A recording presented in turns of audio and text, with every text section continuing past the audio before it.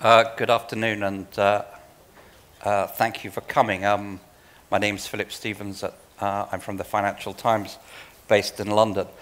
Thank you particularly for coming, those who've sort of slogged through the day and have the staying power to turn up at this last and, of course, most important session of the day. What the people who are still outside don't realize is that if they're not in this session, they don't get any dinner, but we'll tell them that. We'll tell them that later. More seriously, this is an important session. We're going to talk about the outlook for the global financial, and I'm just going to add economic order to our title. We have four very distinguished speakers, and we're not going to hold it against them that they're all economists. But what I think we're going to try and look at is the extent to which the recovery from the depths of the financial crisis in 2008 has been mirrored by an improvement in the mechanisms for global governance, and the extent to which some of the traps we fell into in 2008 are being safeguarded. And if you like to put it sort of broadly, do we now have the architecture of globalized economic and financial governance which fits a globalized world economy? I personally have some doubts about that. I was struck by the latest meeting, meeting of the International Monetary Fund, which came out with, given the past few years, some reasonably optimistic figures for world economic growth over the next year or two. But alongside that, I thought we saw a complete loss of momentum in terms of reform, and in particular in terms of collective reform and coordination of policy. The G20, which performed admirably during and in the immediate aftermath of the crisis, now seems to have become rather a talking shop. I'm saying some of these things in the hope that our speakers will, or any of you will contradict me, but it seems to become rather a talking shop. And it's, if you look at some of the big issues on the immediate and near horizon, like tapering in the United States, you hear a lot about, well, for example, doesn't the US have a broader responsibility to some of the emerging economies to do this in a way that suits them as well as the US? But then you hear from these same complainants the assertion of their own sovereignty in setting national policy. So this tension between the demands of all countries to have sovereign control over their own financial and monetary policies against the need for a sort of collective response. And even in little old Europe, where we're trying to build a monetary and economic union, you could see in the faltering pace of integration in the Eurozone that this clash between national and collective priorities is there. I've gone on long enough. We have, as I said, four distinguished speakers. I'm going to start with Kwon Goohoon, who's the chief economist in Korea for Goldman Sachs, which I noticed this week makes a little less money than it used to, but still an awful lot. He's had a distinguished public service career at the IMF, and in 5 minutes he's going to tell you why everything I've just said is completely wrong. Thanks, Philip. I would just to talk about how we think about global financial order after 2008, or we can call it disorder, whatever you like to say. I guess one way to start my talk is to look back, go back to 2009, 2010, and what people thought about the issues and how they talked about it. And I think the prevailing sentiment at the time, at least on the press, you know, say 2009, 1 year after the crisis, was a kind of really doom and gloom. You know, a lot of people talk about the U.S. prolonged the stagnation, recession, the worst ever since whatever Great Depression, and a lot of people thought that U.S. will be more or less like a Japan, you know, lost to 20 years, and Europe might actually, you know, Euro area might disappear. I remember, I think back in 2010, some of, not us, but some of our competitors came to Korea to tell Korean financial companies to hedge against the euro because euro might disappear.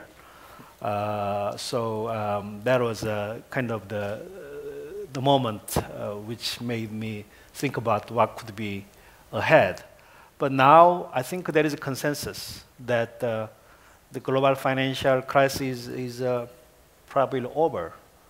And this year might be turning point, although some people could disagree still. As Philip mentioned, the IMF meeting in April came up with a sort of rosy scenario that US is gaining the momentum with the fiscal headwind easing very sharply, starting from this year, actually starting from second quarter. And also some of the recent weakness in first quarter was mostly due to probably weather and also the inventory adjustment, which means that if our view is right, probably already in the second quarter, you will see acceleration in the US numbers. I think our latest so-called current activity indicator for US shows that activity increased from like 1.5% in February to almost 3.6%, which is a pretty good sign.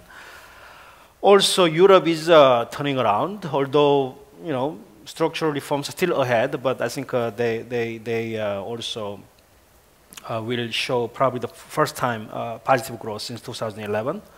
And Japan, a lot of people worried about it, but looks like Japan will likely sustain a moderate growth of around 1% this year, despite some headwind coming from the consumption tax hike, because of some stimulus coming from both fiscal and the monetary side. Finally, China, I know this is still a touchy issue. Still, there are skeptics and hopefuls about China, but at least in the short term, we expect China can still grow around 7% this year, despite very weak number in the first quarter, which we think about 5%, because China, we think, has a ability and willingness to balance between structural reform, which could slow down the short-term growth a bit, but at the same time maintaining the growth driver in a way to ensure that people are employed and also government stick to the 7% kind of promise, at least in the short term. Now, having said that, so right now from the financial market, this year at least, we see more of the upside for the so-called DM, Europe and the US, and possibly Japan. And the emerging market is relatively kind of slow, or all kind of worse than last year in terms of momentum. That's what I think Philip mentioned about tapering issue. But that's more or less short-term issue, rebound of the DM relative to EM. But beyond the short term, we still think that emerging market, especially the Asia, will be the driver of global growth. Basically for two reasons. Number one, if you look at demographics, Asia is much younger than the Europe or the US. Probably I think Asia is the youngest except Africa. And people come with a lot of different ways of describing it, and one of the popular things is done by UN, something called the demographic window, which measure how much younger population versus how much the elder population. And according to definition, I think India, Indonesia, and Vietnam got into this window 2005, and Malaysia, India 2010, And Philippines, they will get into this demographic window next year. And in comparison, in the US, it opened in 1970, almost like 50 years ago, and it will end the next year, right? So the demographic kind of the tailwind will help Asia to continue to grow. And second one is the savings rate. Developing Asia save about 44% of GDP in aggregates, much in excess of global average of 25%. So it's almost like a double of the savings. And the emerging market average of 33%. So this actually means that, except this short-term slowdown coming from China, beyond the short term, talking about 5-10 year horizon, we're talking about Asia countries will continue to accumulate physical asset through investment, or of course wise investment, efficient investment, and the financial assets.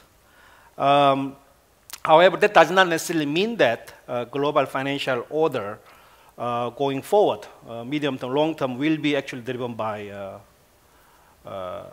Asia, because there is a gap between income and assets. Asia moved up very quickly in terms of income growth, and the same with Korea. But when you look at financial assets, still predominantly the predominant amount of financial assets are owned and controlled by developed markets. So just give you some numbers. For example, China has overseas financial assets of almost 6 trillion, which is a lot of money at the end of last year. But Euro area has a $24 trillion, and the US has almost same amount. Okay. And the imbalance between the income and the asset, financial asset, will be a very important distinction between DM and EM, and how this will interact going forward will be very important in terms of who actually run the global economy. And we think that for a while, for foreseeable future, it will be still like the US. Okay. Let me stop here. Well, thank you very much for that. A fairly upbeat picture. I'm going to perhaps come back to you a little bit to press you on the stability of the financial system after we've had a first round of introductions. Now, Patrick Messerlin is a professor at Sciences Po, one of the finest universities in Europe. He's been an advisor to a number of global institutions, including the World Bank and the WTO. He's a trade economist, and I hope he'll talk about trade as well, because one of the questions I think that arises from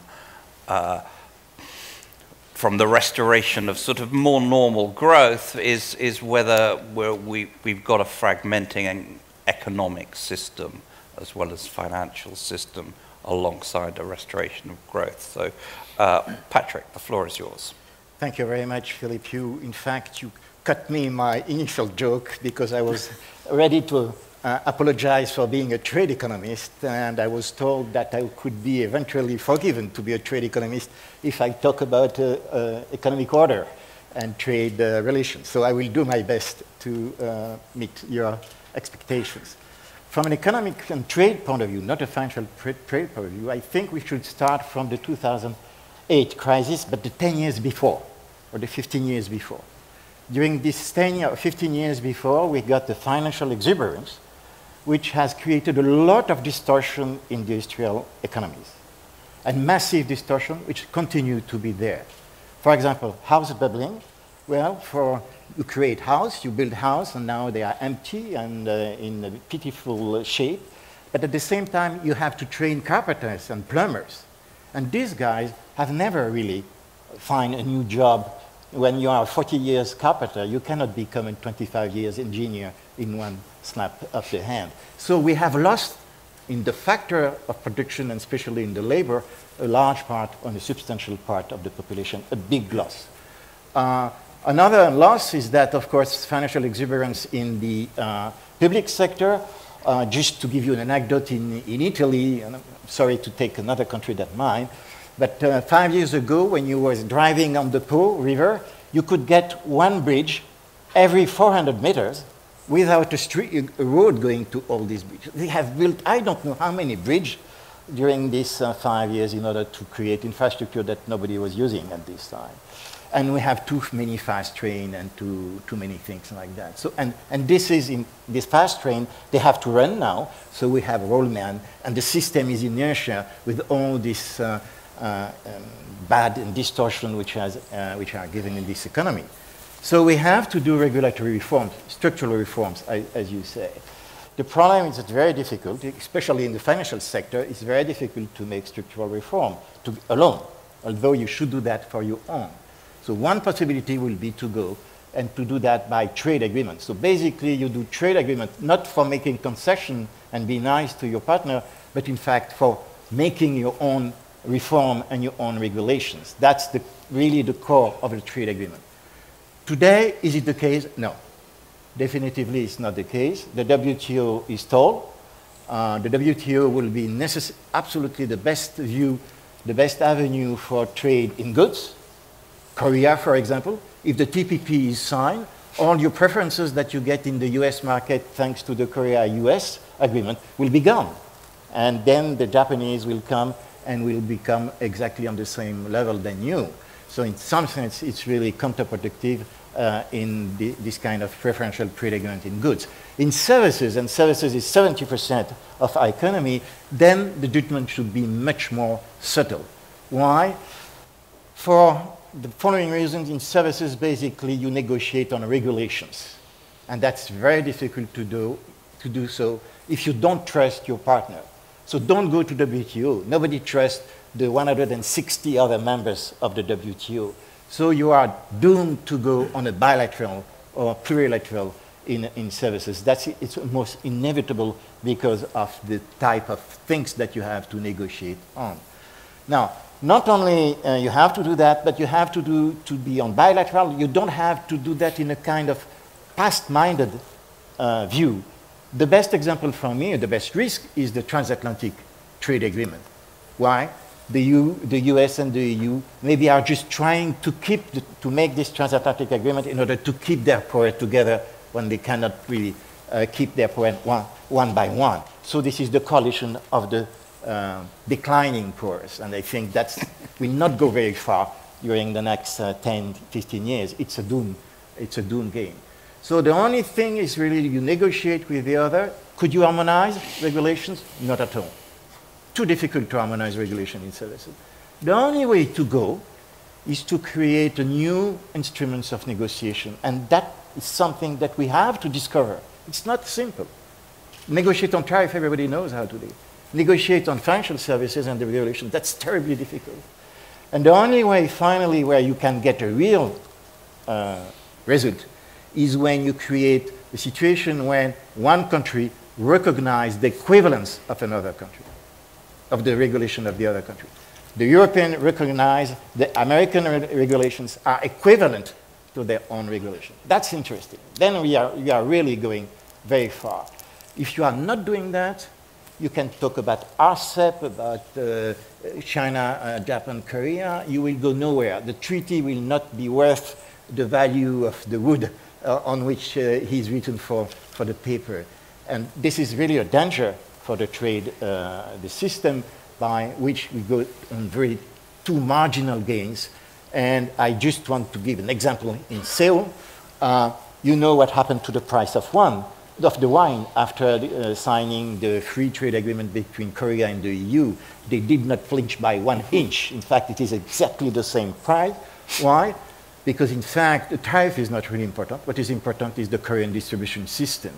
And in the negotiation between Korea and the EU, we were all-minded. Now, what we should do is to go back to the table and negotiation and say, well, by the way, in Korea, what is really important is not your tariff. What is really important is your regulation in distribution. And the Koreans could go back and to see us and say, well, on this car issue, by the way, you have some nice regulation that we would like really to evaluate. And this is the key word, evaluation, because you change your regulation because you really realize that your existing regulations are not as good as you believe. Thank you very much. Thank you, Patrick. I confess I did mention to our speakers before we started that they shouldn't fear or step back from controversy. I hadn't realized Patrick was going to say the TPP would be a disaster for Korea and that the TTIP was a coalition of the declining. It reminded me, actually, I asked a senior French government official at the beginning of last year why France was going along with the TTIP. And he looked and he said, well, it's perfectly readily explicable. I said, what do you mean? He said, well, now we fear the Chinese more than we hate the Americans. So let's do the deal with them. But you're serious, a big point that we need a different way of thinking about and negotiating trade agreements is well taken. I'm going to turn to Benn Steil, who's a Director of International Economics at the Council for Foreign Relations in New York. He's a founding editor of International Finance. And unfairly, I'm going to put a question to him to answer in his comments, which is it fair to say that the US, having caused this huge mess in the first place with its housing bubble and financial jiggery-pokery, is now going to snuff out the nascent recovery by pulling back all the liquidity it pumped into the system at the time of the crisis? Well, it is perhaps one of the great ironies of the global financial crisis that whereas it originated in the United States, it's also served to elevate the already outsized role of the US dollar in international monetary and financial affairs. I thought I might illustrate this by referring to one submerging market that's been very much in the news these days, Ukraine. Almost exactly 1 year ago, Ukraine walked out of negotiations with the IMF over a $15 billion financial assistance package. Ukraine objected to the conditionality, in particular having to eliminate its very generous energy sector subsidies. Instead, despite Ukraine sporting an 8% current account and budget deficit, they went into the Eurobond markets and successfully issued a 10-year, $1.25 billion Eurobond at 7.5% interest to continue muddling through. 1 month later, Fed Chairman Ben Bernanke makes his famous taper comments. Many of you may remember this was an exquisitely hedged statement. The Fed said that they might, at some point in the coming months, if economic data so warranted, begin to pare back or taper their monthly asset purchases. And the result was a massacre in the currency and bond markets of a number of developing countries. The worst hit was Ukraine. The yield on 10-year Ukrainian sovereign bonds soared to nearly 11%, a rate at which it stayed for virtually the entire remainder of the year. At that level, it was impossible for Ukraine to continue rolling over its debt. So it went back into negotiations with the IMF and ultimately accepted a bailout from Russia, as you know, and the rest is history. Now, of course, Ukraine's financial problems go back many years. They weren't caused by the United States or the Federal Reserve, but it's not unfair to suggest that it was the Fed's taper talk in May that was effectively the butterfly wings that toppled the Yanukovych government in Ukraine. I would argue that if taper had been delayed by a year, and in fact many prominent economic commentators in the United States wanted it to be delayed by a year or more, Yanukovych would still be in power today. The Fed's role is that significant. And indeed, there were many emerging markets that were hit very hard by the taper talk last May. They all had a common characteristic. That is, the reaction in the market wasn't indiscriminate. It was all countries with very large current account deficits. These were countries that were financing excesses of production of consumption, overproduction through the import of short-term capital, which was facilitated by the liquidity provided by the Fed through its monthly asset purchases, and this was going to begin to be eliminated. The reaction from policymakers in these countries was, in some cases, outright anger. The most notable of these reactions came from the Indian central bank governor Raghu Rajan, who in January said very angrily that international monetary cooperation had broken down and that the Fed and other developed country central banks could not just say, we will make our adjustments in our own interest and you will deal with the after effects. I thought it was rather curious at the time that he was as angry as he was, but shortly after he made his comments, a rather remarkable document emerged. This was the transcripts of the October 2008 Federal Open Markets Committee meeting. These are only released many years after the fact. At this meeting, the Fed was discussing temporary swap lines for emerging market central banks. And what you see in these transcripts is a Fed that is very aware that the financial crisis has gone global, but they're not focused on preventing the crisis from spreading throughout emerging markets. They're focused on one issue: how to prevent blowback into the United States. Most of the countries that came to the Fed asking for swap lines, this was all done privately, none of it was done publicly, were rebuffed. Only 4 countries were granted temporary swap lines. These were Brazil, Korea, Mexico, and Singapore. How were they chosen? These were the 4 countries that the FOMC members considered systemically important from the perspective of the United States, that they were very concerned that if these countries were not able to get access to dollars in other ways, they might take actions that could be very harmful to the United States. For example, Fed Governor Don Kwon expressed a concern that some of these countries might sell U.S. agency securities, Fannie Mae and Freddie Mac securities. We already know what effect that had in 2008 when China and Russia dumped these securities, so they were pretty anxious to avoid it. The one very significant country whose request was rebuffed was India. Now, you would think India would be systemically important, but India did not come to the Fed asking for a swap line until 2012. By 2012, the US financial markets are robust, serene. The FOMC is no longer worried about blowback into the United States. In fact, the swap lines with the 4 countries that I had mentioned earlier had been canceled in 2007, and that explains, I believe, Rajan's angry reaction to the beginning of taper in January of this year. Now, can't developing countries do things for themselves to protect themselves? Do they have to rely on the Fed to take their interest into account? And indeed, they can act effectively on their own. There was a very interesting study that was published recently by the IMF that looked at those countries that had successfully weathered the period of unconventional monetary policy in the United States that started in 2010. And they said that these countries had 3 characteristics in particular. 1, a very low ratio of foreign ownership of domestic assets. 2, a current account surplus. And 3, large foreign exchange reserves. Now, if you draw policy implications from this, it's very clear what countries should do. In good times, they should apply a firm hand to keep their imports down and their currency down and keep their exports up and their foreign exchange reserves up. Essentially, we should all behave like South Korea. The problem is if everybody in the emerging market world behaves like South Korea, global imbalances will explode.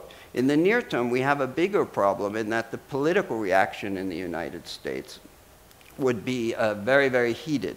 Those policy implications that I just laid out for you are Congress's definition of currency manipulation. And in fact, prominent US commentators have been calling for much more aggressive action by the United States against this sort of currency manipulation. For example, Fred Bergston, a very prominent economic commentator in the United States, backed by a number of major US exporters, has called for anti-currency manipulation provisions to be inserted into trade agreements like TPP.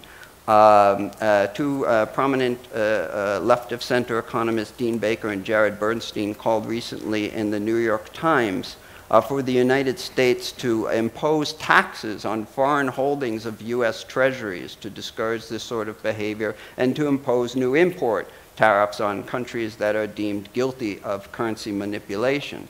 So what I think this shows is that whereas I think it's clear that these recommendations are misguided recommendations which would undoubtedly heighten global political and trade tensions. The fact that prominent commentators are calling for actions like this is a real signal that the functioning or the malfunctioning of the international monetary and financial system can trigger a spiral of damaging policy actions throughout the world that can undermine the entire system that we all depend on. Thank you very much. So let's just get that straight. The US caused the mess. The consequence of the mess is that the US dollar reigns supreme, and the US monetary authorities are supremely selfish in their conduct of monetary policy. Yeah. To paraphrase Mel Brooks, it's good to be the Fed. So that doesn't, for me, that doesn't hold out the sort of prospect of a nice, stable, cooperative global financial order. But we're going to get a view from China, from Zhang, who's a professor of economics at Fudan University, one of China's leading economists and a prolific author. And I'm going to start with a question which I hope in his remarks he might at least acknowledge, which is when one listens to Chinese policymakers, one hears a lot about the need for cooperative economic and financial management. In fact, China sounds more enthusiastic about it. Yet when I talk to fellow members of the G20, and not just Western members, not just the biased ones, some of the unbiased ones as well, they say that China is about the most reluctant nation in the G20 to concede anything that could be that might be imagined to be an infringement on its sovereignty. Now, are they all being very unfair? Or is there a gap between China's rhetoric and China's practice? Well, I don't know really, but it looks like China has been quite actively, participating in this kind of international gathering, to talk a lot more about the financial reform, for the global economy. But, I think that the better way, to understand, what China has done so far is not to looking at how enthusiastic, the Chinese government's been, engaging with the kind of international effort to carry on the global financial reforms, but just to look at what has happened over the past 5 years since the global financial crisis of the year 2008. I think if you look at this process, that is occurring now in China, that the government tried to push forward the process of making the currency, the Chinese currency, more international. I think you're going to see that China has, their own idea that it is the perfect time, for China to speed up the process, of developing the RMB international currency. A couple of years ago, the economy of China just overpassed that Japan, become the largest, second largest economy in the world. Weeks ago, there was an announcement by the WTO that China become the largest, trading country in terms of the merchandise trade.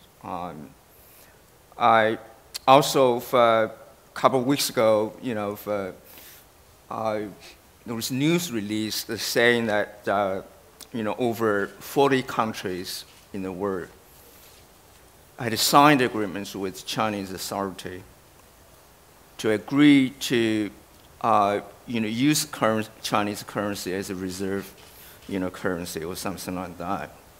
And the more countries that had in trade with China already actually do something we call the currency swap with Chinese monetary authority. So there's a lot of bilateral monetary arrangements between countries, especially for the Asian region. And for 6 months ago there was the opening of Shanghai pilot free trade zone, which is very much focused on the financial liberalization. And a couple of days ago, there was, for the Hong Kong Shanghai stock exchange could actually do the crossover investment, So, and, I mean, so many things happening, for over time. I think this is all of this happening that can only be better interpreted by the design of the Chinese government to move forward, in the process of internationalizing the Chinese currency. I think that would remind me of some of the, history that we just talked a little bit with Ben, but that the history does repeat it. 100 years ago, because we saw the American rises, in terms of the economic, trade, and financial strengths. By the end of the 1930s, that the American definitely, going to be the substitute for Great Britain, to be the economic dominant, in the world. And then we, comes the global financial system that that is based on that kind of transition of power, from Great Britain to the U.S. I think, we were lucky, that we're seeing that the very similar process that is occurring right now, which could last for another 10 to 20 years, that we not only see the the shift of power back into Asia and China, but also I think as an economic superpower has been rising over time, I think the financial system in the global economy would definitely be reshaped, by this kind of emerging power in the Asian region. So I think people talk a lot more about the Chinese governments in participating in this kind of international efforts to reform the current global financial system, and by, for instance, requiring more rights, in the share of international monetary funds and something like that. But I think, maybe the wonderful story, would be looking at what is happening in China, right now, and see how the government actually,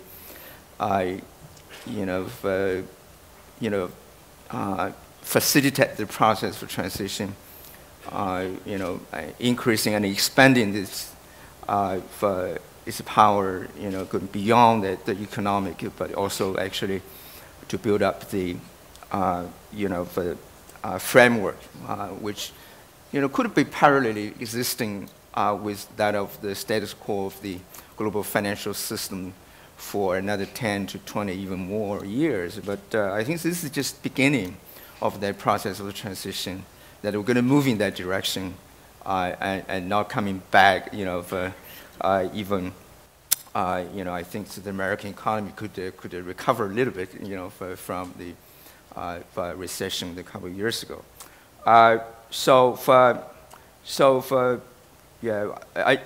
Another thing that I just missed out, is mentioning is that, London also hopes to be the offshore, center for Chinese currency. Because, at this moment, there is kind of, over a trillion, RMB that is stocking, for overseas market, especially in Hong Kong, that there is a huge demand for the opening of crossover investment back in the Chinese financial market. So I think that would be the trigger for the financial liberalization that is occurring right now, and a good remover of the barriers to entry for the foreign investment, And a lot of things are happening, not to mention that China has been accelerating the overseas investments, for over the past couple of years. I think that by the end of this year, China's outbound direct investment in terms of flow terms, going to be exceeding the investment that China received from overseas. So I think that would actually make a lot of things possible, over the next 10 to 20 years. Okay. Thank you very much. I think a lot of people would agree that China has been remarkably adroit in handling the rebalancing of the economy, and as you say, looks very determined now to press ahead with the liberalization of the capital account. So China becomes a much bigger player in the global financial system. I think that still leaves the question of whether that system is going to be stable, and whether China is going to press an agenda of reform that perhaps makes it more stable.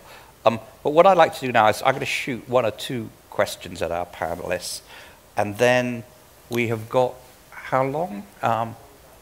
We've got well, I'm going to shoot one or two very quick questions with sort of for 30-second answers to the panelists, and then open it up to the discussion. And the first to you, Goohoon, do you share Benn's analysis that this system is inherently unstable?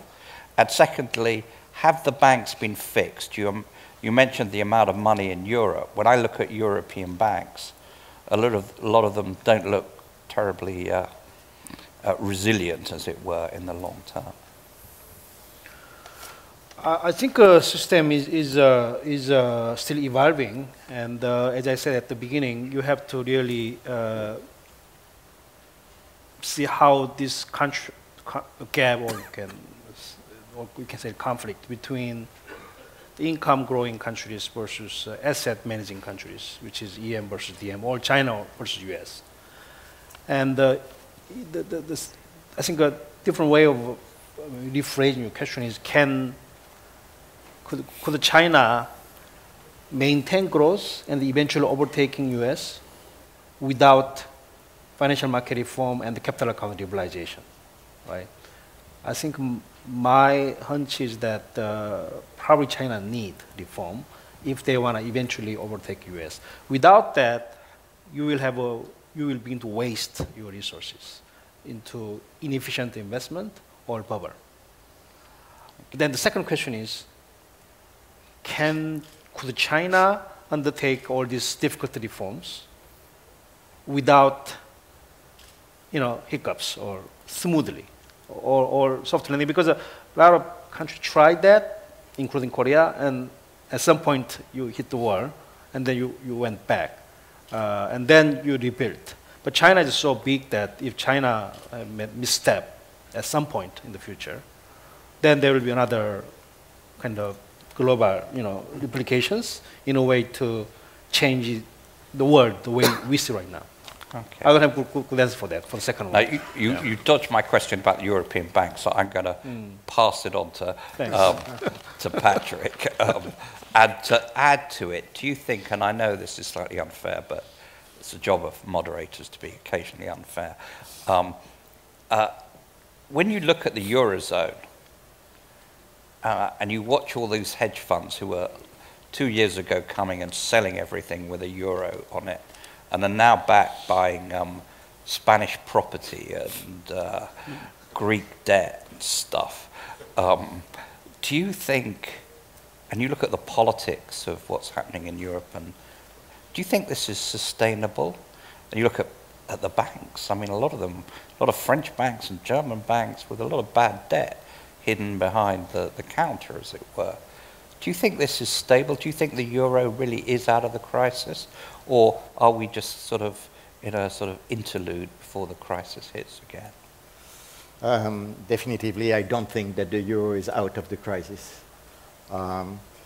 We are at the beginning of what we call the banking union, but this is really the first step. The tests are not even finished. And then if the test shows that one bank is a bad bank, how do we do it? We don't know.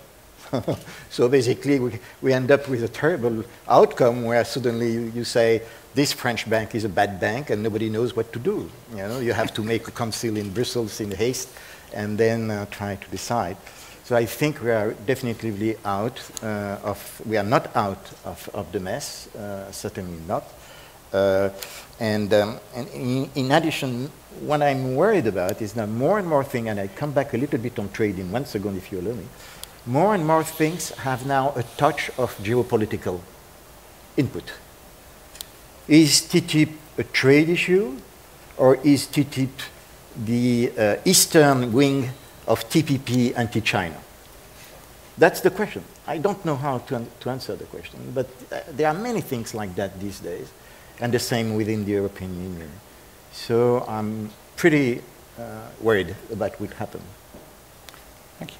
And Ben, to go back to your, a European wouldn't dare to describe the US as selfish as you've described it in its policy. But,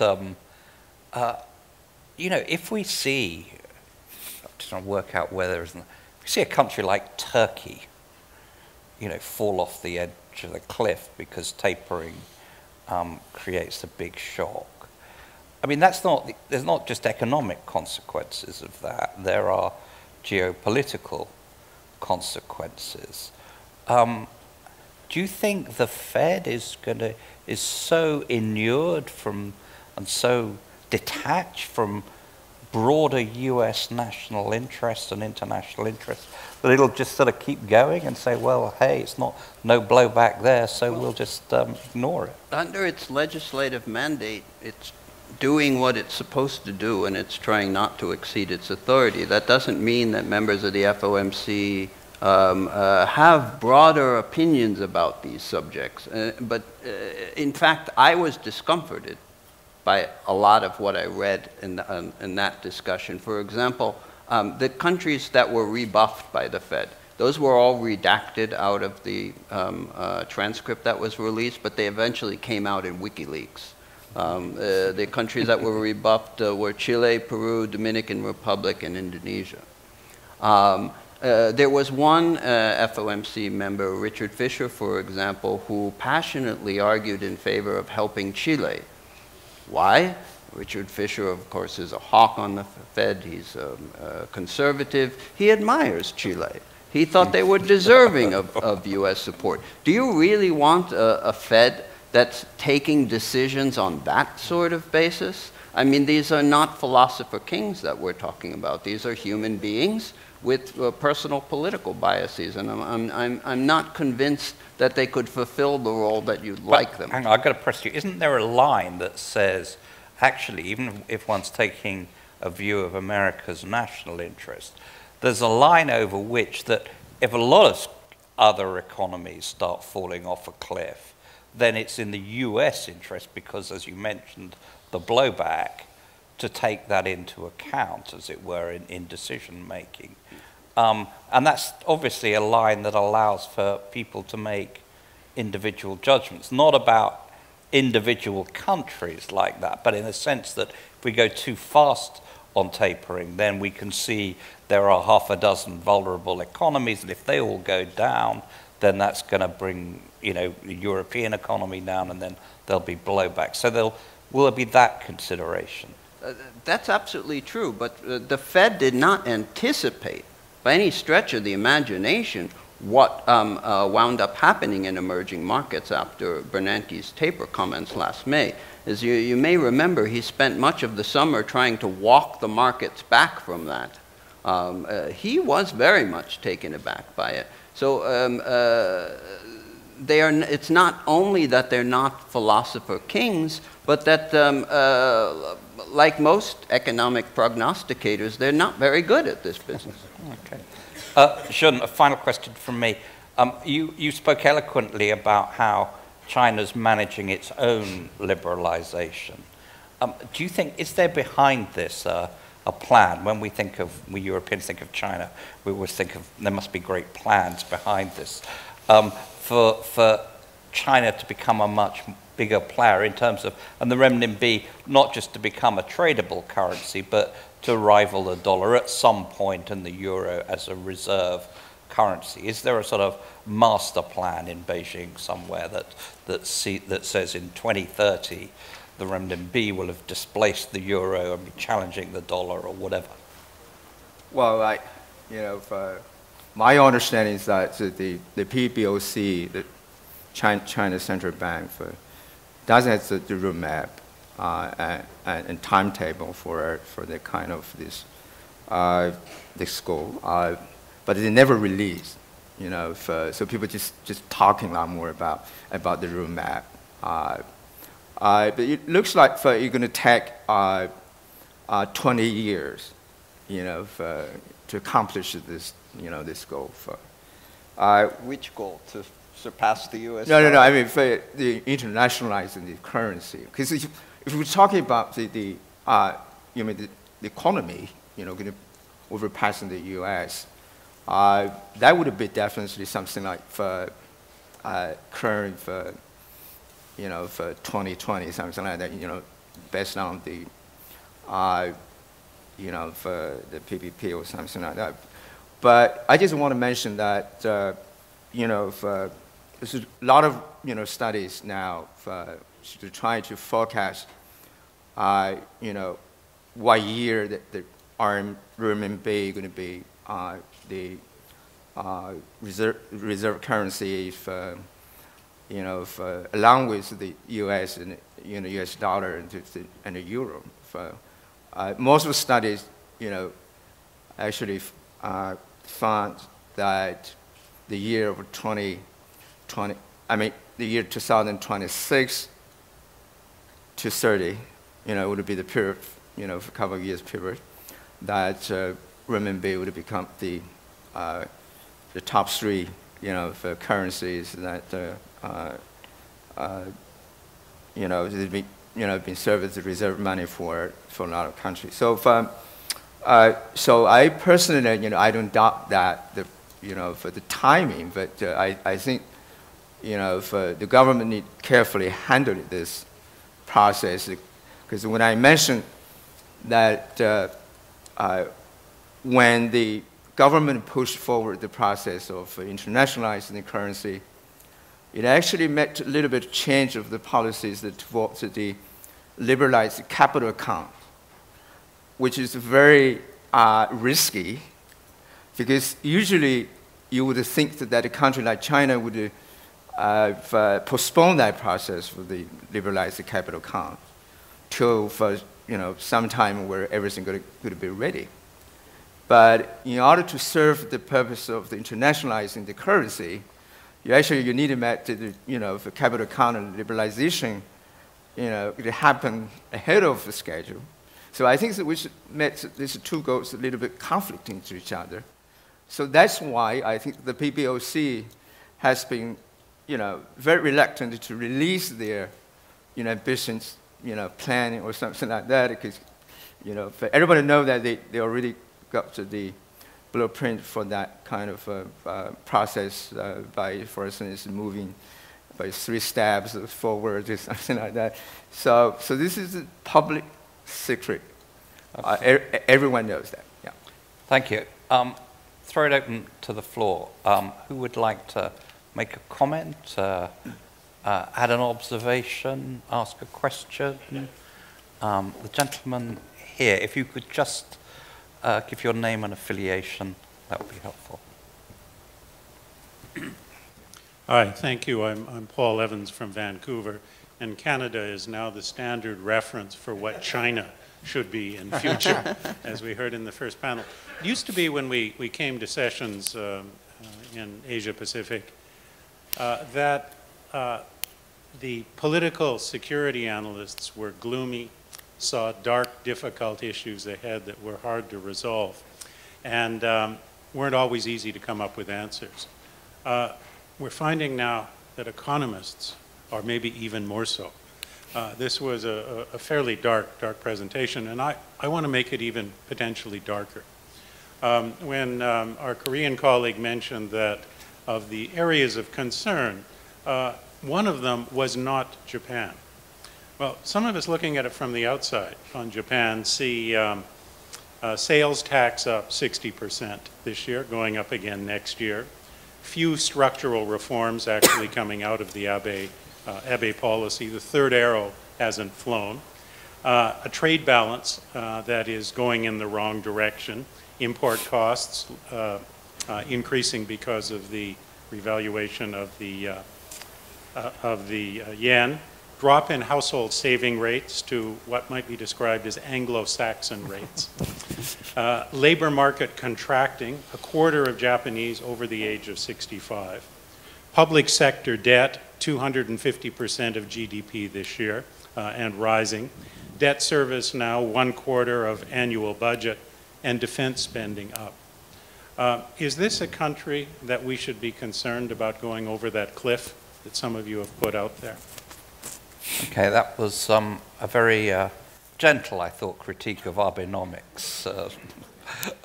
But anyone else who wants to make a comment? Or the world financial system is on the precipice, and everyone here is happy to watch it fall off. No, I got one here. I have a question for Professor Zhang about Chinese policy. Did Chinese policymakers take any lessons away from the financial crisis in terms of going too far with liberalization? In other words, allowing too much financial engineering in the system. Okay, and I'm going to keep taking contributions so we can come back to the panel one last time because we've only got 5 minutes or so. So the lady there, I think, had her hand up. Did you have your hand up? Yes? No, you didn't. Okay, anyone else? Yeah, the gentleman here. Teng Jinqun from China Institute of International Studies. We have got a feeling that the pivot or the rebalancing strategy by the United States actually not only the military presence in this region, but also the use of financial leverage, for example, TPP, as you mentioned. And there has been debate in China whether the United States can make it or cannot make it, by, the isolate China from this trade or financial mechanism. I'd like to know what is your opinion on this, arrangement by the United States as a part of the rebalancing strategy. Thank you. Okay, now I'll take one more if there's anyone else. Ah, yes, the lady here.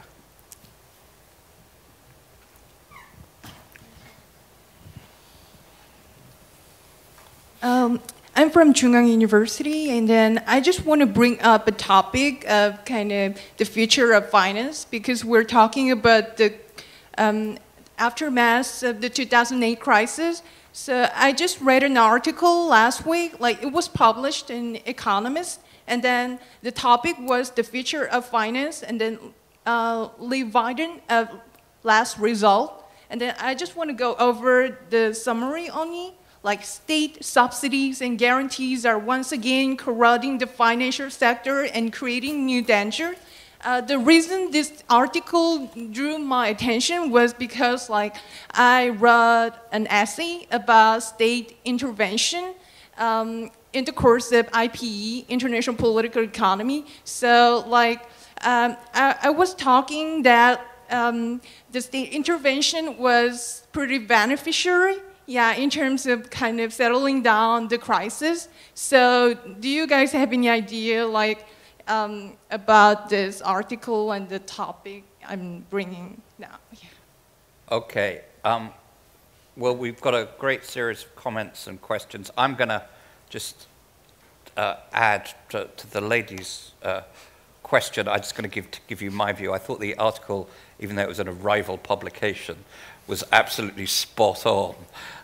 And I think it's just coming from my own country in Britain, where we effectively subsidize as taxpayers banks that continue to pay huge bonuses to staff, to people who don't do any worthwhile sort of work. I find absolutely, as a taxpayer, I have no problem with anyone earning vast amounts of money. But as a taxpayer, I find it really odd that I'm subsidizing someone. There's no one from Barclays here, is there?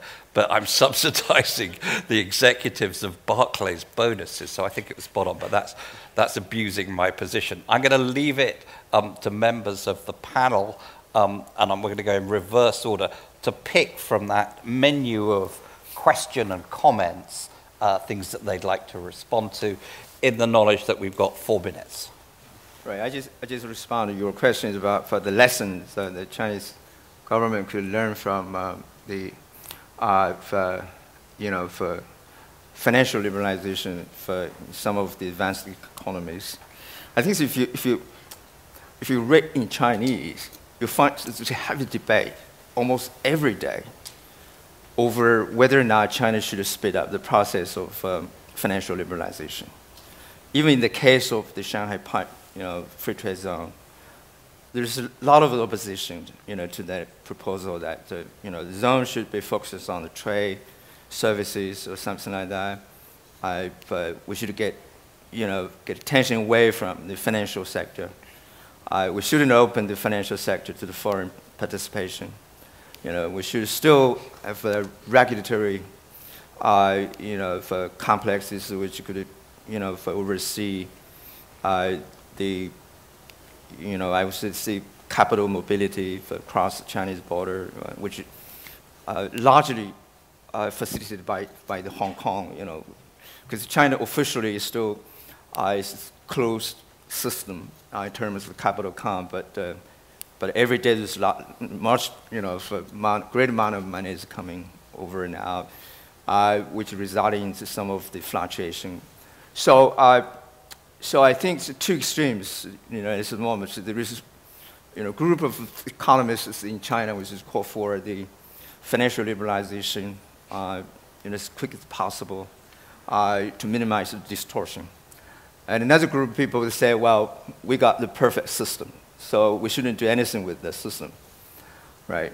But I think the government is most likely to take, the middle stand, the fighting for the middle. So I think that's why there is a very slow process of the kind of the financial liberalization. That's why the government has been carefully handling the pilot, the trial, experiment, some of the, designed area, even in Shanghai. Okay. So I think, for this, to my understanding, this is heavily, depend on the way of the thinking that the Chinese government, most of the intellectuals are looking at the, for liberalization in the financial sector could be the, for 2 sides of sword, so that we should very carefully handle the process. Thank you. Ben, just pick one maybe, because it's... we're running out of time. And you're With regard to Japan, I think they are indeed attempting a very, very delicate balancing act. Let's take the Bank of Japan, for example. They've made it explicit that they're trying to boost inflation expectations in the economy, which makes sense on one level, but to the extent that they succeed, you would expect that to be reflected in bond rates and JGB rates. If JGB rates should, yields should rise significantly, that could make Japan's debt unsustainable. If you pile on top of that the fact that Japan is moving into a current account deficit, if they should have to finance that deficit year over year with the import of foreign capital, which is likely to demand a much higher yield than domestic savers, Japan could face a significant debt crisis in the coming years. Patrick. I tried the 3 questions. No, just one. Otherwise. Okay, so I take one. Otherwise, Goohoon doesn't get any time. I take on the TPP. You have 2 camps in Washington. One, it is the free trade camp, and the other one is the geopolitical camp. Which one will win, nobody knows at this stage. But one important thing in this game is that we misunderstood, I think, deeply the behavior of China in the WTO during the last 10 years. We were convinced that the Chinese were really reluctant, resistant, passive, all this kind of adjective. Well, in fact, at the beginning of this WTO negotiation, they have nothing which could be attractive for them. This is a country which imports food, so trade liberalization in food was against their interest. Their interest was to have as much subsidies on food as possible. So, these 3 or 4 years of the Doha round was nothing. They could not get anything about that. And then at the end, we are telling them after 5 or 6, they are only members of the WTO after they entered 2001. In 2008, we asked them to be full-fledged industrial type members of the WTO. I mean, it's not a right way to make a trade agreement. So the US left the WTO and built the TPP as a US version of the WTO. Okay. Final word 1 minute. For Goohoon, appropriate since it's finance and he's a banker. The Japan, there's no question that the Japanese economy and Japanese face huge challenges in terms of overcoming the challenges you mentioned. But from the point of view of the rest of Asia or the world, what if Japan goes wrong, and what are the implications compared to Europe or China or US? The thing is that trade exposure, financial exposure of Asia to Japan are relatively small. That's what I mean. And also, don't forget that Japan is the largest savers in the world, used to be. So they have a huge financial asset abroad. So on that basis, still Japan is number 1 globally. So all the debts they have are among themselves. Not many foreigners have JGB. Not many long-term investors have Japanese equities. Therefore, the problems there would have problems, but most likely more internalized rather than explode. That's what I mean by we are not worried as much about Japan than China, for example. Thank you, and thank you again to all 4 panelists, brilliant economists, for which, as I said, we forgive them. And thank you all for coming, and virtually everyone staying awake and engaging. I think it's been an excellent panel, so thank you very much.